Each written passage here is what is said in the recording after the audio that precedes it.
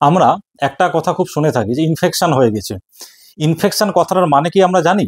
Infection কথাটার মানে হলো যে যখন ক্ষতিকারক জীবাণু, সেটা ব্যাকটেরিয়া হতে পারে, ভাইরাস হতে পারে, ফাঙ্গাস বা ছত্রাক হতে পারে এবং প্যারাসাইট বা পরজীবী হতে পারে, সেইটা যখন আমাদের শরীরের যে কোনো জায়গায় প্রবেশ করে তাকে আমরা ইনফেকশন বলে থাকি।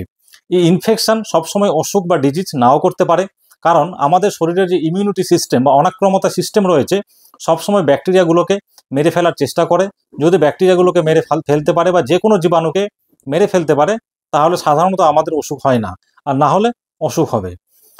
আরেকটা কথা আছে, সেটা হলো ব্যাকটেরিমিয়া। ব্যাকটেরিমিয়া কথাটার মানে হলো যে জাস্ট মিয়ার presence of bacteria in blood, অর্থাৎ রক্তে ব্যাকটেরিয়ার উপস্থিতি রয়েছে, সেটা কোনোরকম কোনো ডিজিজ করতে পারেনি। সেটা সাময়িকের জন্য হয়, যেটাকে আমরা ট্রানজিয়েন্ট ব্যাকটেরিমিয়া বলে থাকি। এই ব্যাকটেরিমিয়াটাও কিন্তু এক ধরনের ইনফেকশন, অর্থাৎ আপনার শরীরে একটা ব্যাকটেরিয়া ঢুকেছে কোথায় না, রক্তে। এর পরের যে কথাটা আমরা ব্যবহার করে থাকি সেটা হলো সেপ্টিসেমিয়া, বা যার আরেকটা কথার মানে হচ্ছে যে ব্লাড পয়জনিং, অর্থাৎ যে ব্লাডে শুধুমাত্র ব্যাকটেরিয়া আছে শুধু তাই নয়, ব্যাকটেরিয়াগুলো মাল্টিপ্লিকেশন করছে, অর্থাৎ নিজেদের বংশবৃদ্ধি করছে, সংখ্যাটা বাড়াচ্ছে এবং আমাদের ইমিউন সিস্টেমের সঙ্গে তাদের একটা লড়াই চলতে থাকে। আমাদের ইমিউন সিস্টেম সবসময় চেষ্টা করে ব্যাকটেরিয়াগুলোকে বা যে কোনো ক্ষতিকারক জীবাণুকে মেরে সবসময় শরীর থেকে বের করে দেওয়ার, পরিষ্কার করার চেষ্টা করে, কিন্তু সবসময় হয়তো পারে না। যখন মানুষের ইমিউন সিস্টেম বা মানুষের শরীর এবং ওই জীবাণুর মধ্যে এই লড়াইটা খুব বাড়াবাড়ি পর্যায়ে গিয়ে দাঁড়ায় এবং ড্যামেজ করতে শুরু করে, সেই কন্ডিশনটাকে আমরা বলে থাকি সেপসিস। তাহলে সেপসিস হচ্ছে ইনফেকশনের সব থেকে খারাপ জায়গা।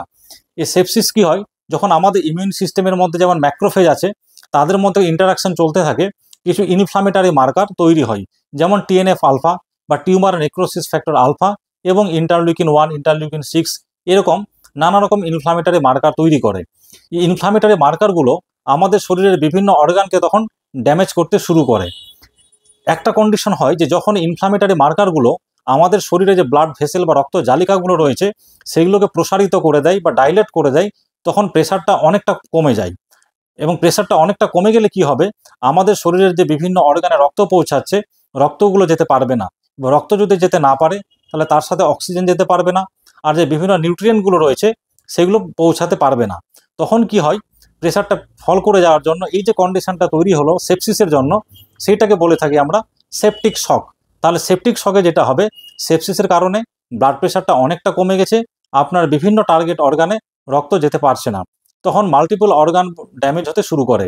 যেমন হচ্ছে ব্রেনে যদি অক্সিজেন বা রক্ত না পৌঁছায় বা নিউট্রিয়েন্ট না পৌঁছায়, তাহলে ব্রেন ঠিকঠাক কাজ করবে না, পেশেন্ট ঘুমিয়ে পড়বে বা নেতিয়ে পড়বে, কখনো কোমা হয়ে যায়, কখনো স্টুপার হয়ে যায়। তারপর হচ্ছে যে আমাদের যে হাইপোথ্যালামাসের যে টেম্পারেচার কন্ট্রোল সিস্টেম রয়েছে সেইটার ব্যাঘাত করিয়ে দেয়। কখনো টেম্পারেচার তো স্বাভাবিক থেকে তাপমাত্রা অনেক বেশি বেড়ে যেতে পারে, আবার কখনো কখনো তাপমাত্রা কমে গিয়ে শরীর খুব ঠান্ডা হয়ে যায়। আমাদের লিভারের সমস্যা করে, লিভারে রক্ত যায় না, লিভারে হচ্ছে যে ইস্কিমিয়া হতে শুরু করে এবং লিভার এনজাইমগুলো বেড়ে যায়, আর লিভার আস্তে আস্তে ফেলিওরের দিকে যায়।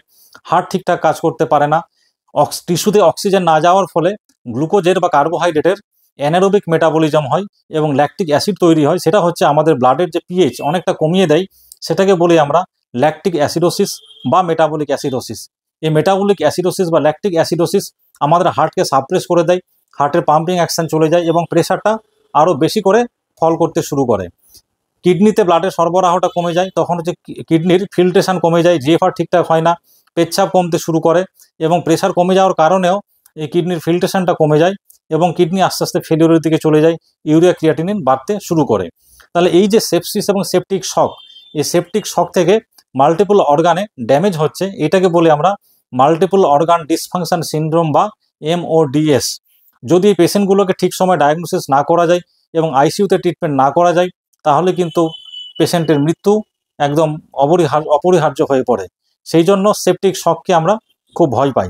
তাহলে আজকে আপনারা জানতে পারলেন যে ইনফেকশন কাকে বলে, ব্যাকটেরিমিয়া কাকে বলে, সেপ্টিসেমিয়া কাকে বলে, সেপসিস কাকে বলে এবং সেপটিক শক কাকে বলে।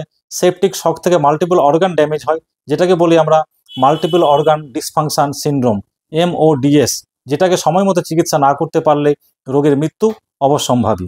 আশা করি আজকের পর থেকে আপনারা জানতে পারবেন বা বুঝতে পারবেন যে ইনফেকশন কাকে বলে, ব্যাকটেরিমিয়া কাকে বলে, সেপ্টিসেমিয়া কাকে বলে, সেপসিস কাকে বলে, সেপটিক শক কাকে বলে এবং সেপটিক শক থেকে মাল্টিপল অর্গান ডিসফাংশন সিনড্রোম কিভাবে হয়।